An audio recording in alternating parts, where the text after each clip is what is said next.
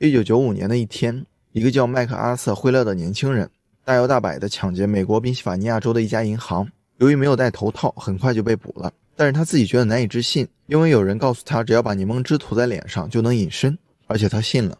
警察也觉得难以置信，这种脑子纯粹是来送人头的吧。但我们可不能骂他傻，因为傻的人绝对不会认为自己傻，而且会理直气壮拿各种论据来反驳你。这并不是个笑话，而是个真实存在的心理现象，也并非极端少数，反而是极为常见的。比如公司每年年底的 KPI 考核都有自我评定部分，一多半的人会把自己排在前 5%。 比如大多数司机自认为驾驶技术牛叉，会骂那些超自己车的司机。再比如股票基金论坛里各种看空看涨，互相抬杠，互道傻叉的等等。1999年，两位心理学家，一个叫邓宁，一个叫克鲁格，对此现象进行了研究。他们通过对人们阅读、驾驶、下棋或打网球等各种技能的研究发现，能力差的人通常会高估自己的技能水平，而且不能正确认识到其他真正有此技能的人的水平。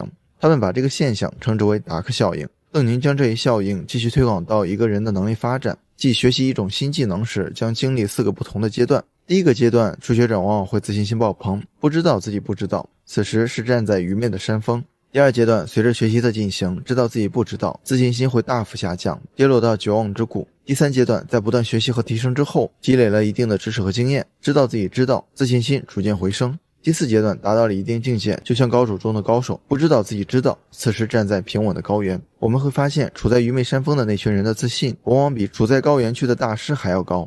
他们会觉得自己很厉害，甚至会吐槽嘲笑那些大师。有趣的是，这个研究在2001年获得了搞笑诺贝尔奖。不了解情况的人一看到搞笑2个字儿，马上会联想到无厘头之类的事儿。但这个搞笑诺贝尔奖还真不是乱来的，评奖的人都是学术大咖。原本奖项英文名称的直译是另类的诺贝尔奖，其目的是选出那些乍看令人发笑之后发人深省的研究。入选搞笑诺贝尔奖的科学成果必须不同寻常，能激发人们对科学、医学和技术的兴趣。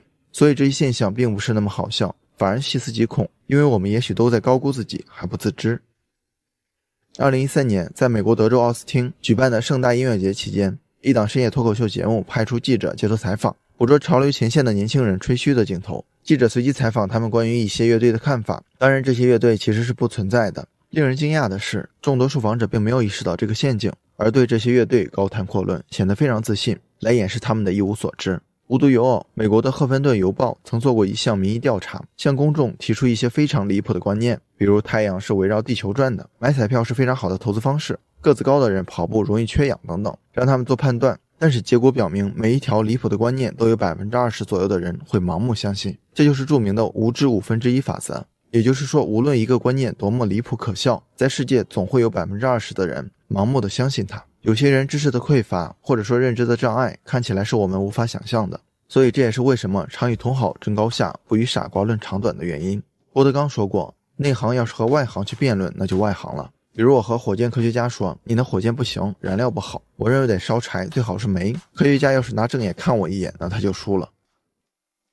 为什么会出现达克效应呢？主要是由于信息不对称造成的。一个人在自己相对陌生的领域，只能看到也只能理解表面的冰山一角，完全不了解海面下的部分，也就是不知道自己不知道，产生了自以为知道的错觉。而且人们身边的人认知及能力往往与自己差不多，所以接收不到可以纠正和提升自己的信息，这一点强化了自己的错觉。即便偶尔遭遇了失败，由于基本归因偏差的影响，人们会把原因归咎于外部因素，而非自己。久而久之，人们站在了愚昧的山峰还不自知。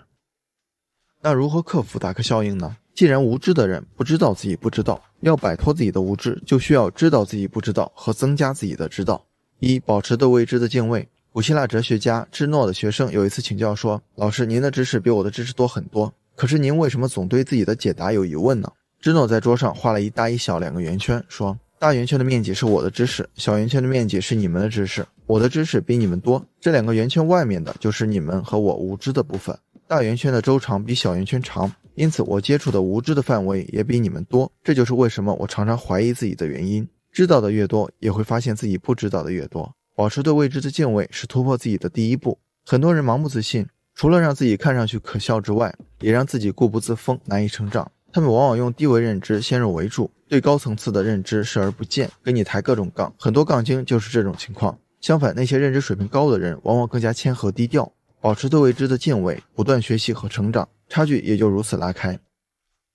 2. 接受自己的无知。一位心理学家做了一个调查，让上百名受访者评价自己的驾驶技术， 90% 的人都说自己驾驶技术是中等以上，而很少有人说自己处于平均水平或低于平均水平。但是我们都知道，根据平均水平的定义，有 50% 的人驾驶技术高于平均水平，就一定有 50% 的人驾驶技术低于平均水平。很多人可能知道自己的无知，但不愿接受，这就需要通过另外2方面的努力去改变。首先，自己要放低心态，主动接受无知。其次，要扔掉面子，坦然接受别人的否定和批评。这可能是个挑战，毕竟谁都不愿意承认自己的愚昧。可仔细想想，成长不就是不断推翻自己、重建自己的过程吗？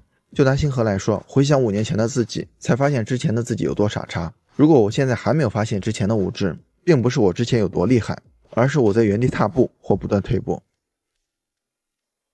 3. 不断学习，扩充已知。三人行必有我师，每个人的认知都有局限，彼此有交叉重叠的地方，也有互不关联的地方。就像之前比较火的一款贪吃蛇游戏一样，你吃了别人的蛇，才能让自己变得更长，而这个长度也决定了你能吃掉的蛇的长度。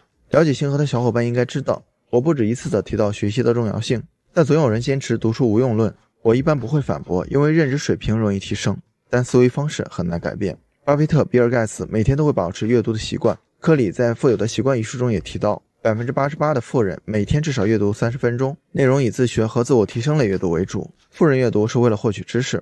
你看，成功人士都在不断扩充已知，我们普通人有什么理由拒绝成长呢？